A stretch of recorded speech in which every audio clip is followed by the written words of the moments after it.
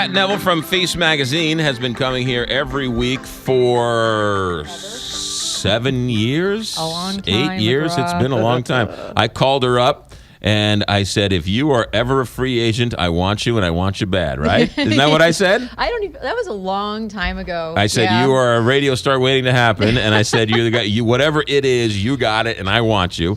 And she said, well, let's see what happens. Yeah. And so that was a long time ago. It was. Now she's star of stage, screen, TV. There's a movie coming out. Feast Magazine, the movie. And we are thrilled that you're still our good friend here. So absolutely. You betcha. I'm thrilled to come in every week. Yeah, it's good. All right, it's all sponsored by our friends at Jimmy's Cafe. Sponsored the segment since the beginning. Jimmy's Cafe, 706 to Munn in Clayton. Call them 725-8585 or their website, jimmyscafe.com. All right, you always come with a couple of restaurants, so let us have them. Okay, so the first one, not a restaurant, it's a bar, Okay. and it is a long-awaited bar. Corey King, who is the incredibly talented, well-respected, one of the brewers at Perennial. He has, for a while, been kind of doing what he calls side project inside of Perennial. And so what he is able to do, it's called a gypsy brewery, where and a lot of wineries do these types of things. It's kind of an unusual thing here in St. Louis.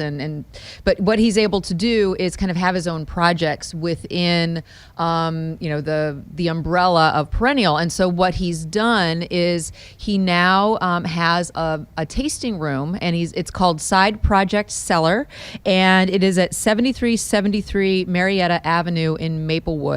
And he's featuring his own beers on tap, as well as some guest beers that he's very excited about, and that other places that he has supported, like there will always be Goose Island and things like that on tap. But what's interesting is a 24 tap system, and everything is temperature controlled so that the beers are served at the right temp. So everything isn't served at exactly the same temperature. It is served at a temperature that best expresses the flavor and aroma of the particular beer that he's serving. So each beer has a suggested temperature serving. Yeah, like wine. Right. Yeah, so that you can best, because you taste things differently at different temperatures, and things smell different at different temperatures. And so when you look at that at wine, where you want to have wine, like white wines at a colder temp and red wines at a warmer temp, although just for the record, red wine is not supposed to be served at room temperature. I'm using air quotes. It's 72 degrees. Right. Anyway, it's supposed to be served at cellar temperature. So, and so he also, along with that, they have pour controls on their tap system, so that the speed at which the beer comes out of the system doesn't make it overly foamy, and so that they can properly pour their beers. So they're really being very careful with it. And the beers that they produce, it's a barrel-aged brewery, and it's Belgian-style ales, and they specialize in rustic saisons and wild yeast ales, and then also spirit barrel-aged beers. And so, for example, when they brew a certain beer, what they'll do is they'll age it in a whiskey barrel or something along those lines. So one of the beers that they have is the Black and Wild, and they say that it has like an intense acidity. It has a lot of sourness, and what I really like about I'm a big wine drinker, and one of the things that I love about the way that Corey brews his beers is that they have a similar level of acidity like wine does, that really nicely balances the sweetness of the grains and the malts and things like that. And I just thought beer, hey, ice cold and you're good to go. Right. It's very, I mean, beer I wait till is the mountains this turn huge... blue and then I drink the... No? All right. Anyway. But I love this. So the guy has his own laboratory inside his restaurant. In essence, well, it's not a restaurant. Perennial does serve great food. Right. No, it's inside of Perennial. So he has been the brewer with Phil Wymore over at Phil and Emily over at Perennial, and so he's had this side project where he gets to experiment and play, and Phil sees it as a great opportunity to continue working with the talent that is Corey, and then also have kind of this great energy inside of Perennial. And so now with side project, what Corey's doing is he has his own tasting room, but he still is part of Perennial as well. He's like a mad scientist, more or less. Essentially. Yeah, it's great. And his beers, I really, really love his approach to beer. And what I love about both Perennial and Side Project is that they're doing things that are very experimental and small batch and extremely unique. And they're making beers that they love. They're not like sitting here looking at, what's going to be the biggest seller that we possibly can have. They're saying, what can we play with and bring to the market that's new and unique? It's very cool. So the bar's Perennial, and inside Perennial is the... No, this is confusing.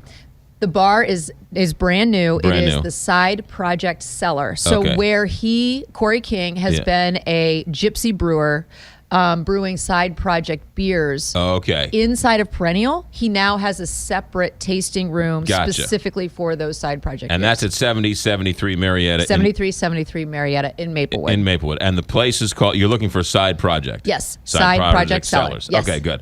What's number 2? Okay, number 2 is Riverbend. Riverbend Restaurant and Bar, a beloved Cajun Creole place that used to be in Soulard. They have relocated to the old Harvest space in Richmond Heights. I was just there last week. What did you think? With J Blow. Jennifer Blum, for those who don't listen every day. Yes. It was good. For the FCC who are sending you a fine. I know. It was packed. Oh, yeah. No, when I was there, it was elbow to elbow, and it's much, much bigger than their former space, which is one of the reasons why they moved. And it's at 1059 South Big Bend Boulevard, so it's very conveniently... Just south off of Clayton Road. Exactly right. Yeah. And they have expanded their menu along with this new space, and it's super casual. TVs on the wall. They have like NFL game day stuff. You can go in and just like get some beers, get some food. And the food is awesome. They've added crab beet au gratin to the menu, which is something that I, having a lot of my family being from the South, when I go down and visit my parents in Florida, I get the crab meat au gratin. I can get it now at Riverbend, and it's really lovely. It's not too cheesy, creamy. It's got a really great texture to it. They have a new gumbo that they've added to the menu, which is pork and black-eyed peas, and it is really tasty. I didn't see that when I was there. It's underneath. So if you look at the appetizer section, it's underneath that section. So it's not in the entree. So you can get like just a cup of it to start off your meal. And oh my goodness, I loved it. And I really love the texture of the black-eyed peas in the gumbo. It's very tasty. They've also added a brown Cajun jambalaya to the menu, which is, did you have that? One of my friends did. Yes. Yes. Super delicious. I had the oysters. The po' boy? No, it was an appetizer. I had a salad and an oyster. Fried oysters? No, it was an oyster like casserole thing where you put with the bread. Yeah. So they're kind of like baked in the oven? Yes. Yes. Did you enjoy it? It was very good. Yeah, tasty stuff. Yeah. So the jambalaya is it's a dark brown roux, and it's all mixed together with the rice. So where with for example an etouffee, you have kind of the roux and all the veggies, and you can get shrimp or whatever, and then the rice is put on top. In a jambalaya, everything is kind of jumbled up, and I got it with blackened catfish on top, and the catfish was spicy, and it was like clearly just seared so beautifully where you just had that crispy edge on. I love catfish, big fan of catfish. So the food is great. They now have like these fried seafood platters and a whole bunch of po' boys on the menu, and it's just I love the folks that run Riverbend are wonderful people, and the food is filling and warming and comforting and spicy and great for cold days like this. You know me, I don't like change. I don't like anything new. I love Cajun food. I do too. Cajun food is really good. All right, Riverbend, right there on Big Bend. Yep. And then Side Project Cellars, 7373 Marietta in Maplewood. Quickly, what's going on with FeastCom? Oh boy. I actually just got back from Kansas City last night, and we're working on the January issue. But this Friday, we are sponsoring an event at the Contemporary Art Museum called Art 314. And it's helping to sponsor some of the work that they do in town with open studios and things like that. So if you go to feastmagazine.com and check that out, we have a great partnership with the Contemporary Art Museum.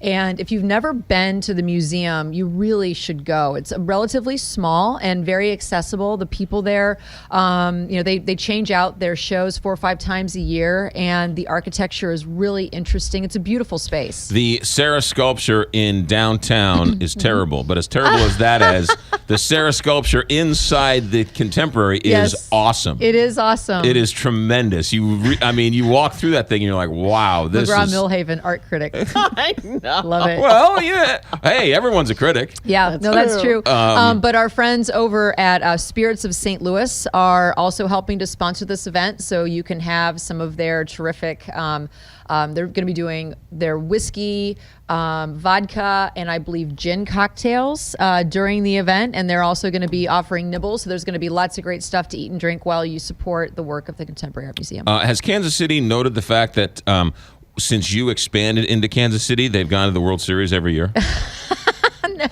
No, but I think that they should. They should, absolutely. All right. Feast Magazine, feastmagazine.com. Mm-hmm.